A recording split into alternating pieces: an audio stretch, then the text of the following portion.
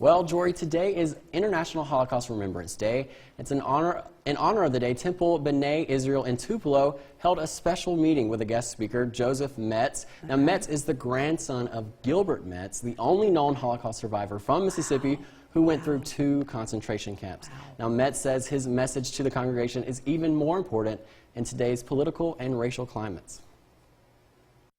I felt that as his grandson, it was my job and my duty to go around and teach people about the Holocaust. Joseph Metz is referring to his grandfather, Gilbert Metz, who was arrested in France in 1942. Over the next 3 years, he was transferred to 2 different concentration camps, including Auschwitz. Metz was liberated in 1945 and moved to Mississippi after losing his family.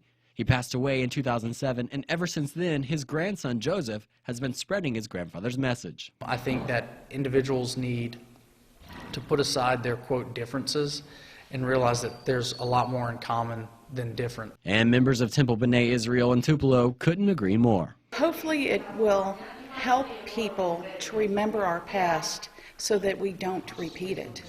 I don't think we should ever forget the Holocaust. And you know, we can go years and years and not think about it.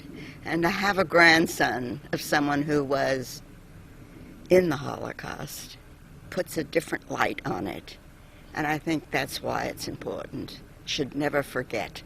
Joseph says the main thing he hopes people take away from his message is simple. If you see injustice in the world and you do nothing, you're just as guilty as those who, do the injustice. Event organizers say they hope Sunday's message resonates with people across the Magnolia State. It's important for us to have this kind of community event so that we can all get to know each other. It's important that we appreciate each other for all of our differences. And everyone in attendance agreed on one thing. I want everybody to be a member of our faith community, regardless of which faith you come with. It's up to us to make sure that there's a world tomorrow. And you think about it and you'll say, never, ever again. Well, on November 1st, 2005, the United Nations declared January 27th as National Holocaust Remembrance Day. And January 27th is also the day that the largest concentration camp, Auschwitz, was liberated in 1945.